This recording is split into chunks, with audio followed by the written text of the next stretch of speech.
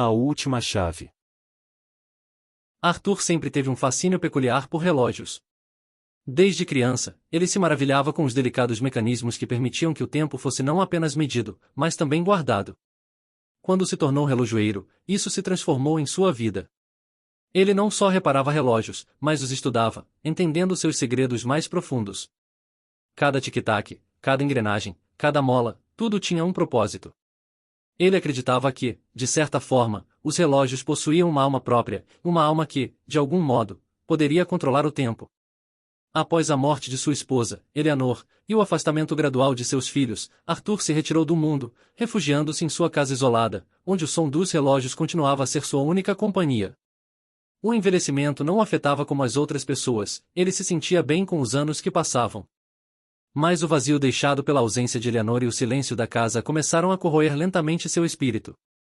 Ele se agarrava ao trabalho, consertando e ajustando os relógios com uma precisão que não possuía mais um motivo real. O que ele precisava, ele sabia, não estava em mais um concerto, mas em algo muito mais profundo. Foi em um dia sombrio de inverno, com o vento uivando pelas frestas da velha casa, que Arthur encontrou o livro.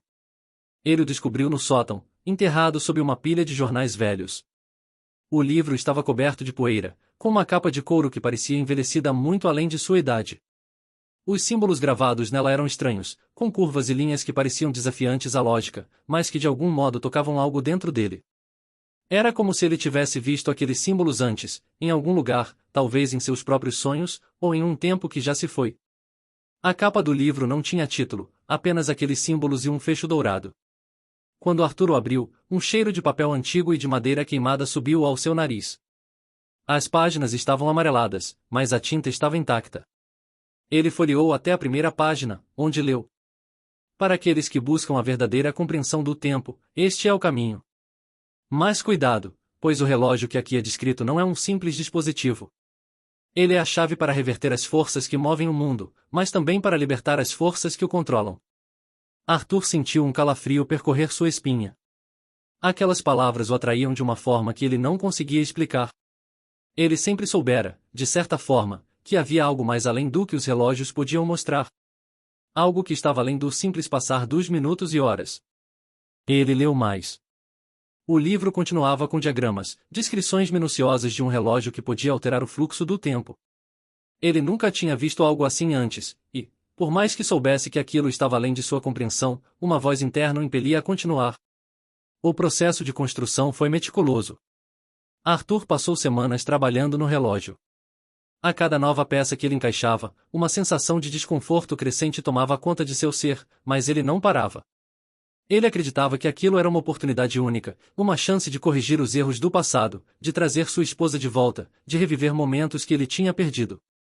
O relógio, no entanto, não parecia um objeto comum. Ele era maior do que qualquer relógio que Arthur já havia feito. O mostrador era imenso, com números que não seguiam a tradicional divisão de 12 horas, mas algo muito mais complexo, com símbolos que mudavam de lugar conforme os ponteiros giravam. O design era elegante, mas sombrio. O brilho suave da engrenagem central parecia emanar uma energia estranha, quase hipnótica. Finalmente, o relógio estava pronto.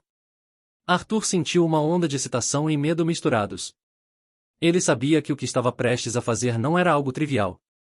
Mas seu desejo de reverter o tempo, de recuperar o que ele havia perdido, era mais forte.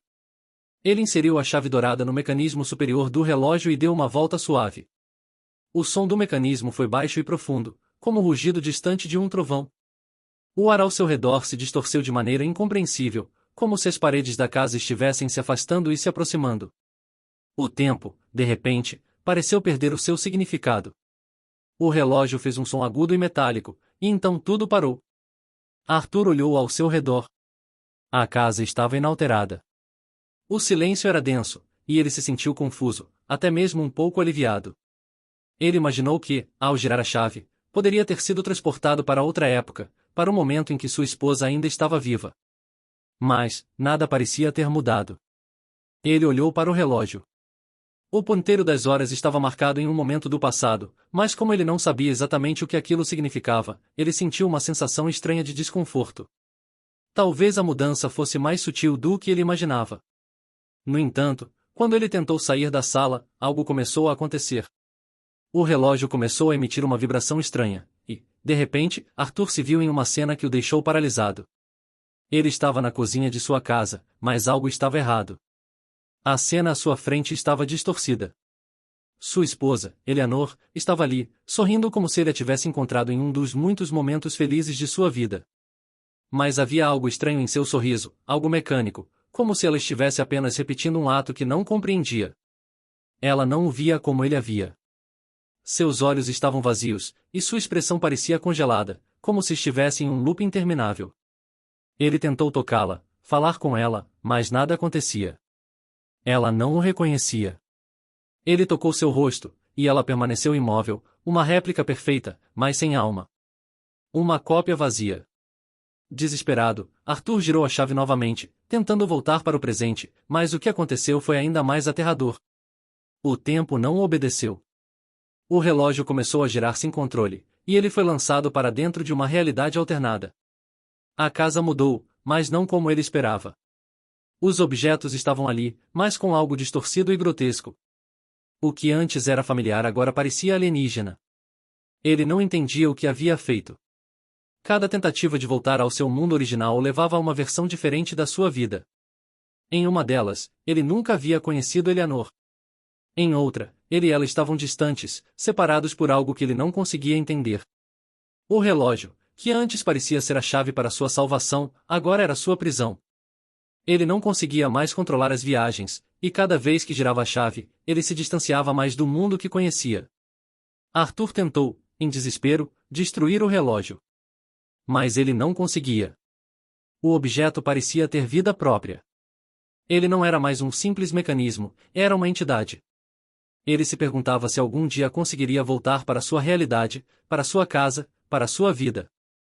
Ele se perguntava se havia algo de bom que ele pudesse resgatar de todas aquelas distorções. Mas, no fundo, ele sabia a resposta. O relógio, com todos os seus mistérios e encantos, era uma armadilha. Uma armadilha criada pelo desejo humano de controlar algo que jamais deveria ser controlado, o tempo. Agora, Arthur estava preso em uma espiral de realidades alternativas, tentando desesperadamente encontrar uma saída. Mas, quanto mais ele tentava, mais ele se via perdido. Ele havia perdido o controle. O relógio havia cumprido sua função, e agora ele era parte do mecanismo. E assim, o tempo seguiu, implacável, indiferente, enquanto ele girava sem fim na chave do destino.